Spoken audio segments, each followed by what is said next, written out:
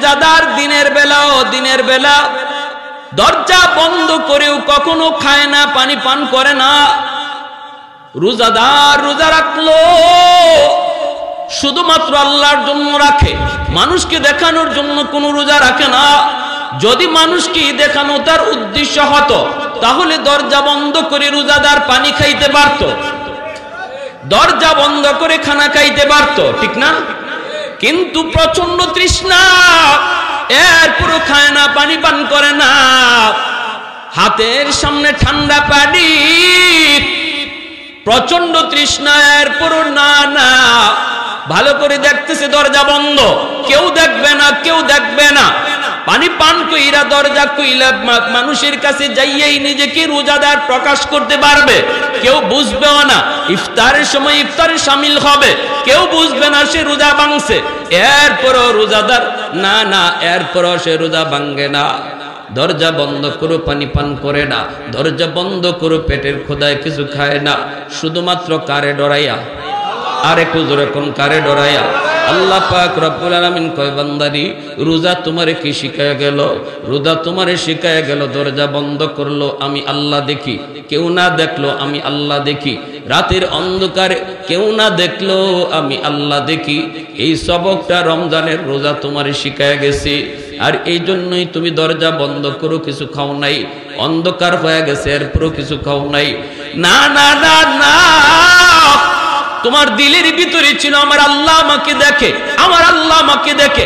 আমার বয়ে তুমি হালাল জিনিস থেকেও বিরতি ছিল, অথচ এই খানা 11 মাস তোমার জন্য দিনের বেলা খাওয়া বৈধ ছিল। পানি পান করো 11 মাস তোমার জন্য বৈধ ছিল। স্ত্রীর কাছে যাওয়াও তোমার জন্য বৈধ ছিল। বৈধ জিনিসটাও আমি আল্লাহর ভয়ে তুমি পান করো নাই, আমি আল্লাহর ভয়ে তুমি খাও নাই। বৈধ কাজটা থেকেও তুমি আমার ভয়ে দূরে ছিলা। এই রোজা তোমার শিখায় গেছে বান্দা। এইবার তুই 11টা মাস আমার আল্লাহ যেই সমস্ত বিষয়গুলা অবৈধ করছে, যেই সমস্ত জিনিসগুলা তোমার জন্য হারাম করেছে, ওই হারাম বিষয়গুলা থেকে নিজেরে দূরে রাখো। কারণ রোজাতে তুমি শিখেছ, সবক দিয়েছ, সব অবস্থায় আমার আল্লাহ দেখি।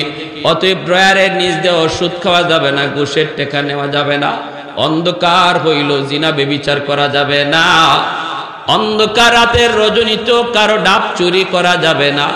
এই সবকটা রোজা তোমারে শিখায় গেছে,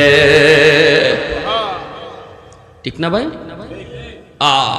আল্লাহর ভয়ে গুনাহ ছেড়ে দেওয়ার অভ্যাস রমজান শিখায় যায়।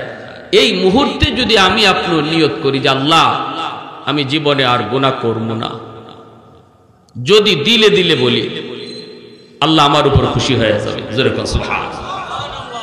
কারণ আল্লাহ পাক রব্বুল আলামিন দিলের খবর জানেনি না জানে না।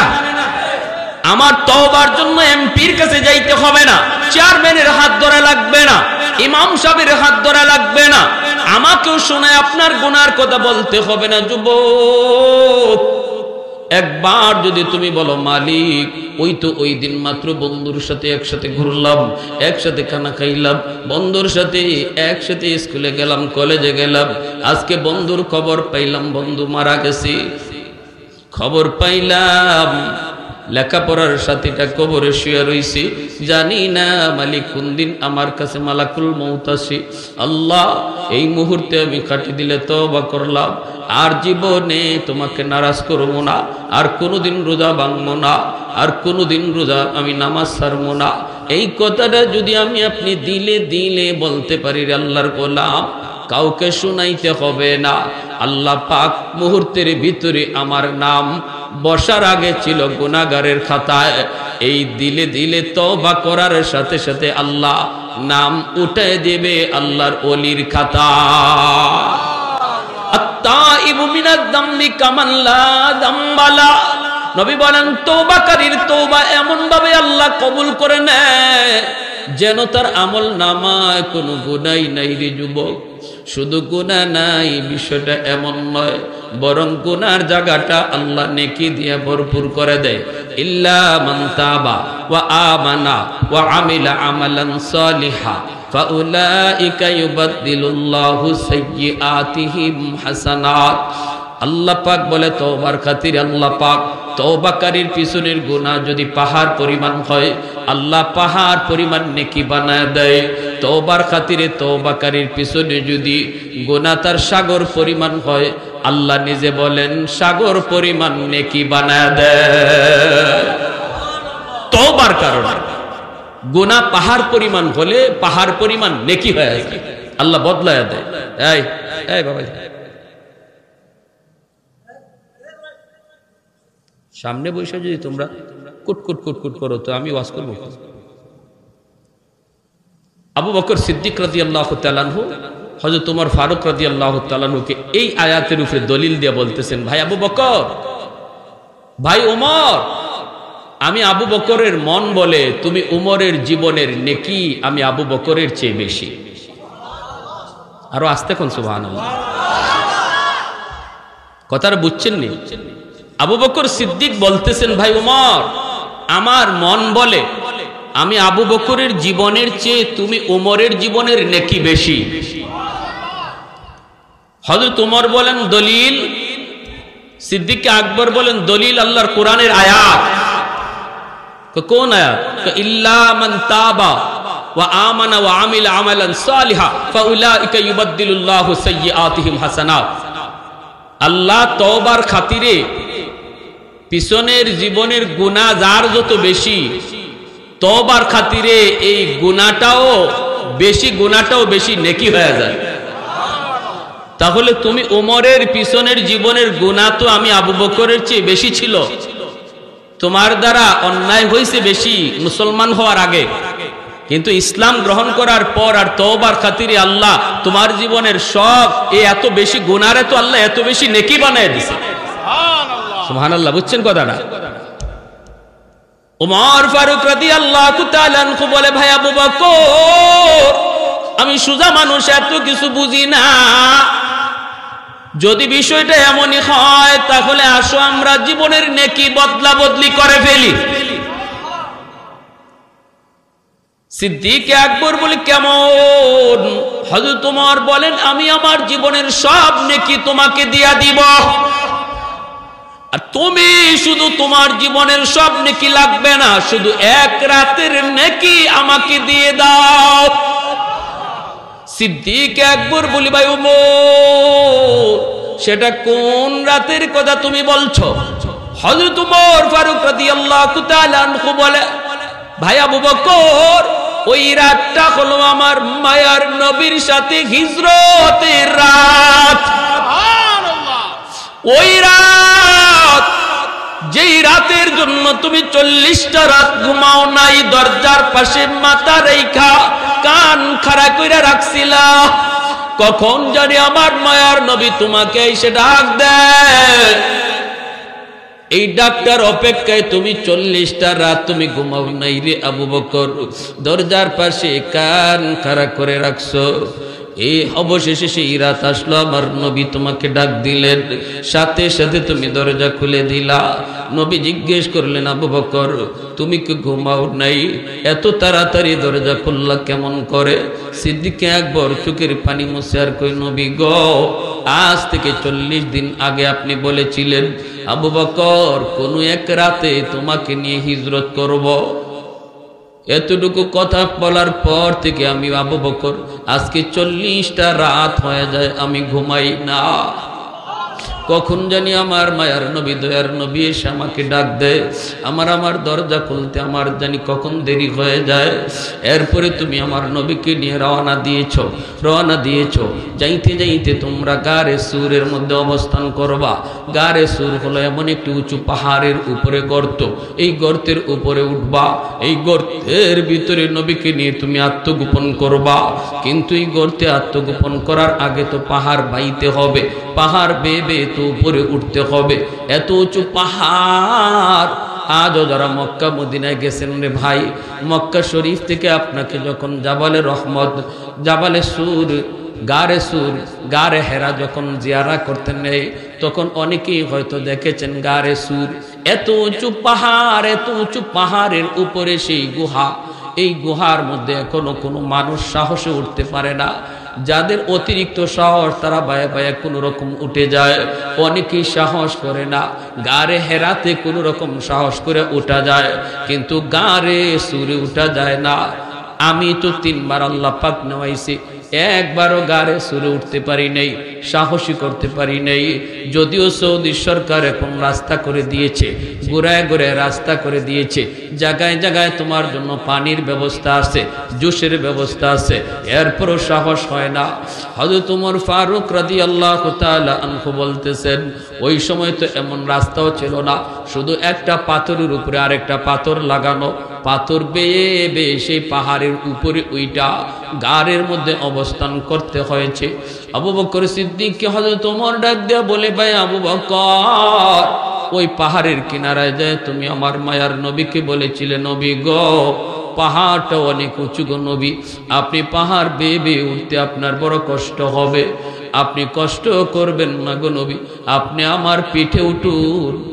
আমার মায়ার নবীর নিজের পিঠের মধ্যে উঠাইয়া আর পাথর বায়া বায়া নবীকে কান্দে লইয়া তুমি পাহাড়ের উপরে উঠছিলা। ওই গুহার কিনারায় যাইয়া তুমি নবীকে বলেছো, নবী গো আপনি আগে ঢুকবেন না, আগে আমি ঢুকবো, দেখবো গুহার ভিতরটা নিরাপদ কিনা। যদি হিংস্র কোনো জীব জানোয়ার থাকে, ক্ষতি হয় আমি আবু বকরের হয়ে যাক, প্রাণ যায় আমি আবু বকরের যাক, অসুবিধা নাই। কিন্তু আপনার যদি কোনো ক্ষতি হয়, উম্মত সেই ক্ষতিপূরণ কোনোদিন দিতে পারবে না। ওগো নবীজি আমি আবু বকরের জান যায় যাক, তবু আপনি গুহার কিনারায় দাঁড়ান, আমি আগে গুহার ভিতরে যায় ঢুকি। মায়ার নবীরে তুমি গুহার কিনারায় দাঁড় করাইয়া নিজেই যায় গুহার ভিতরে ঢুকলা। ঢুইকে তুমি সবগুলি গর্তের মুখ তুমি বন্ধ করে দিয়েছ, পাগড়ি সিঁড়ে সিঁড়ে কাপড়ের টুকরা দিয়া দিয়া বন্ধ করেছ। একটা গর্তের মুখ বন্ধ করার মতো কাপড় ছিল না রে, ওই গর্তটা তুমি নিজের পা দিয়ে আটকায় রাখছো। সাপ যদি থাকে যেন আমার পায়ে কামড় দেয়, তবু আমার মায়ার নবীর যেন ক্ষতি না হয়, নিজের পা দিয়া গর্ত আটকায় রাখছো। এরপরে আমার মায়ার নবীর ভিতরে ঢুকাইছো। ওই দিন তুমি আবু বকরের ঘুমের প্রয়োজন ছিল বেশি রে ভাই আবু বকর, কারণ 40 রাত তুমি ঘুমাও নাই, তবু নিজে না ঘুমাইয়া আমার মায়ার নবীরে তুমি উড়াতে ঘুম পাড়াইছো। নিজের উরুটার মধ্যে আমার মায়ার নবীরে ঘুম পাড়াইছো। যেই গর্তটা পা দিয়ে আটকায় রাখছো, এই গর্তেই ছিল বিষাক্ত সাপ, যেই সাপটা আজকে 1 বছর যাবত এই গুহায় অবস্থান করে আমার মায়ার নবীর চেহারা দেখার জন্য। তোমার পায়ের কারণে সাপ বের হতে পারে না, বাধ্য হয়ে সাপে তোমার কামড় দিল। সেই বিষাক্ত সাপের বিষের যন্ত্রণায় তোমার চেহারা পর্যন্ত কালো হয়ে গেল, চোখ দিয়ে টপ টপ করে পানি পড়তে লাগলো, সারা শরীরের ভিতরে বিষের যন্ত্রণা। কিন্তু এরপরে তুমি বডি নাড়াচড়া করো না, হজম করে রাখতেছো, দাঁতে কামড় দেয়া রাখতেছো, এরপরে তুমি নাড়াচড়া করো না, কারণ আমার মায়ার নবীর ঘুম ভেঙে যাবে।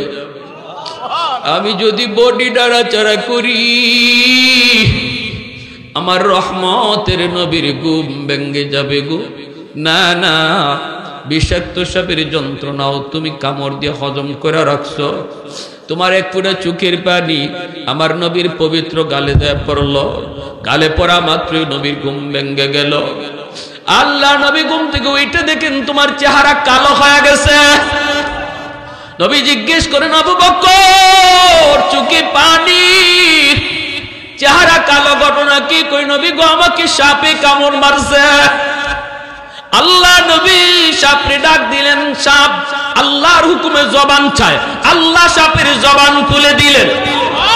সাপ ডাক দেয়া, কই নবী গো আমি ওই বাগানে থাকতাম, খেজুর বাগানে, আজ থেকে 1 বছর আগে ওই বাগানের পাশ দিয়া 2 জন ইহুদি পণ্ডিত যাইতেছে, ওরা আপনার এই গুহা দেইকা একজন আরেকজনকে কয়, তাওরাত কিতাবে এই গুহার কথাই বলা হয়েছে, যেই গুহায় আখিরি নবী মদিনায় হিজরত করার সময় 3 দিন কাটাইবেন। এই কথা আমি সাপ কানে শুনেছি। শোনা মাত্রই আমি আমার বাসস্থান পরিবর্তন করে এই গুহার মধ্যে চলে এসেছি আপনার নূরানি বরকতি চেহারা দেখার জন্য। কিন্তু আপনার আবু বকর পা দিয়ে আমার মুখটা আটকায় রাখছে গো নবী। আমার আজকে দীর্ঘদিনের মনের আশা পূরণ হইতে চলছে, অথচ আবু বকরের কারণে আমি পারতেছি না, বাধ্য হয়ে আমি কামড় দিছি গো নবী। ও গো নবী, আপনার নূরানি চেহারা দেখার জন্য আল্লাহ নবী পবিত্র লব মুবারক আবু বকর সিদ্দিকের পায়ে লাগায় দিলেন, সাথে সাথে সাপের বিষ পানি হয়ে গেল। আবু বকর সিদ্দিক রাদিয়াল্লাহু তাআলা আনহুর ওই রাতের কুরবানি, হিজরতের রাতের কুরবানি, হযরত ওমর ডাক দেয়া বলে, ভাই আবু বকর, আমার জীবনের সব নেকি তোমাকে দিয়া দিলাম, শুধু বিনিময়ে আমাকে ওই এক রাতের নেকি দিয়ে দাও। সিদ্দিক আকবর তখন বলেন, ভাই ওমর, আমি নিজেও তো জানি না ওই রাতে আমার কেমন নেকি হয়েছে, চলো আমরা দুজন মায়ার নবীর কাছে যাই। দুজন চলে আসলেন আল্লাহর নবীর কাছে জানার জন্য। সিদ্দিক আকবর বলেন, নবী গো, আমরা দুজন জীবনের নেকি বদলা বদলি করতে চাই। নবী বলেন, কেমন করে? হযরত ওমর বলেছে তার জীবনের সব নেকি আমাকে দিয়ে দিবে, আর আমি শুধু তার এক রাতের নেকি দিব। আল্লাহর নবী তখন বলেন, আবু বকর, সেটা কোন রাত? বলতেই সিদ্দিক আকবর কই, নবী গো, সেটা হলো আপনার সাথে হিজরতের রাত। আল্লাহর নবী রহমতের নবী বলে, আবু বকর, আমি কোনো ফয়সালা দিব না, আমি কোনো রায় দিব না রে আবু বকর, কারণ আমার মতে কার মন খুশি হয়, কার মন বেজার হয়?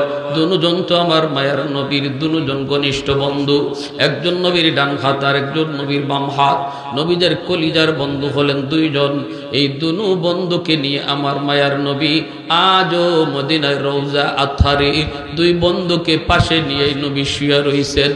এজন্য মায়ার নবী কয়, আমি কোনো মত দিব না, তবে যেই রাতের ফজিলতের কথা তুমি জানতে চাও এটা বলতে পারি রে আবু বকর।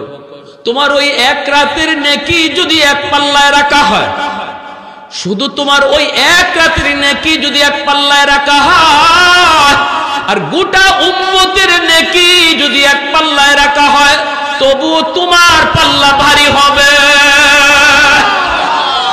सिद्दीक तेरा नाम से इस्लाम रहेगा, सिद्दीक तेरा नाम से इस्लाम रहेगा, दुनिया की सदाकत में तेरा नाम रहेगा, दुनिया की सदाकत में तेरा नाम रहेगा, मुआविया तेरा नाम से इस्लाम रहेगा, दुनिया की सियासत में तेरा नाम रहेगा, दुनिया की सियासत में तेरा नाम रहेगा। একটু জোরে সুরে বলি আল্লাহু আকবার, আরো জোরে আল্লাহু আকবার। এর জন্যই আল্লাহ পাক কয়, এ বান্দা, যখনই তুমি তওবা করবা, তওবা করতে এমপির কাছে যেতে হয় না, তওবা করতে চেয়ারম্যানের হাত ধরতে হয় না, তওবা করতে মেম্বারের কাছে যাওয়া লাগে না, তওবা করতে পয়সা খরচ করা লাগে না, তওবা করতে ইমাম সাহেবের হাত ধরতে হয় না। মনে মনে দিলে দিলে বৈশা যদি কও, মালিক, যা করেছি জীবনে ভুল করেছি, আর ভুল করবো না, জানি না এই রাত আমার জীবনের শেষ রাত কিনা গো, জানি না এই মাহফিল আমার জীবনের শেষ মাহফিল কিনা। এই কথা মনে কইরা এই জায়গায় বৈশা যদি আমি আপনি তওবার নিয়ত করে ফেলি, আল্লাহ পাক রব্বুল আলামিন কয়, বান্দারে, বসার আগে তোমার নাম ছিল গুনাহগারের খাতায়, এই তওবার নিয়তের সাথে সাথে নাম উঠে যাবে আল্লাহর ওলির খাতা। কারণ আমার জীবনের পিছনে শুধু গুনাহ থাকবে না, বিষয়টা এমন না, বরং সমপরিমাণ গুনাহকে আল্লাহর নেকি বানায়া দিবে। গুনাহও থাকবে না, নেকিও ডাবল বেড়ে যাবে। তওবার এত পাওয়ার, এত পাওয়ার, এত পাওয়ার। এজন্য ভাই আমি বলতেছি, সব জিনিসের সময় লাগে, সময় লাগে না শুধু আল্লাহর ওলি হইতে রে ভাই, সময় লাগে না শুধু আল্লাহর ওলি হইতে। এই জায়গায় বসে আমরা আল্লাহর ওলি হওয়া সম্ভব, ঠিক কিনা জোরে বলেন?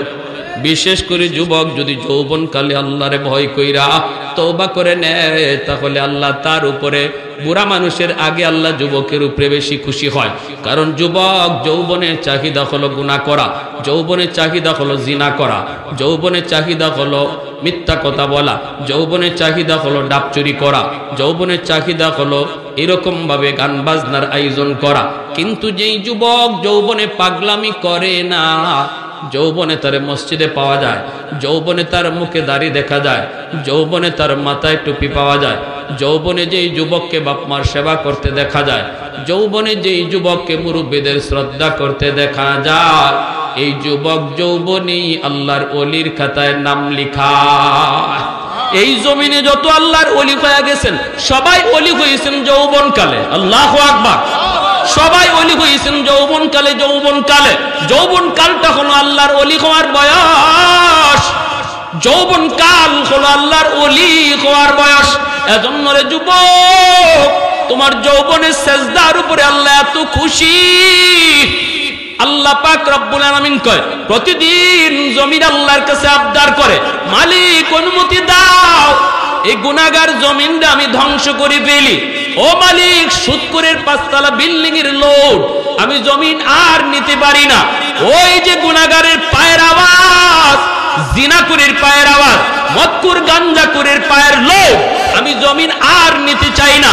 আসবিরু ইলা মাতা আসবিরু, আর কত আমি ধৈর্য ধরব, আর কত ধৈর্য ধরব।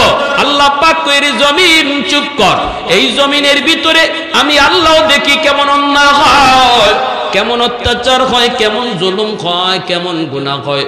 এরপর আমি কেন ধরি না জানি? এর জমিন, এই জমিনের ভিতরে আমি আল্লাহ আমার কিছু বান্দা বান্দি বানাইছি, এদেরকে আমি আল্লাহ বড় আদর করে বানাইছি। আসমান আল্লাহ বানাইছেন কুন ফায়াকুন বইলা, জমিন আল্লাহ বানাইছেন কুন ফায়াকুন বইলা, ফেরেশতাও আল্লাহ বানাইছেন কুন ফায়াকুন বইলা। কিন্তু আমারে আপনারে আল্লাহ পাক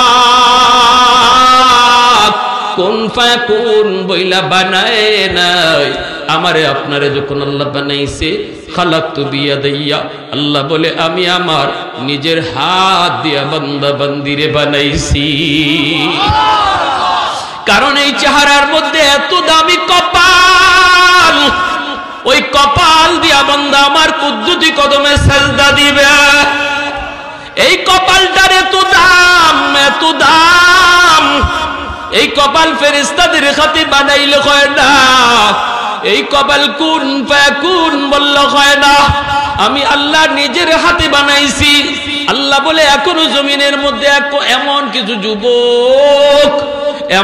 কিছু যুবক রয়েছে রে জমিন, যেই যুবক যৌবনে আমি আল্লাহকে ডরায়, যেই যুবক যৌবনে পাগলামি করে না, যৌবনে গুনার কাজে যায় না, রমজান মাসে তার রোজা রাখতে দেখা যায়, যৌবনেই তার মুখে দাড়ি পাওয়া যায়, যৌবনেই তার মাথায় টুপি দেখা যায়।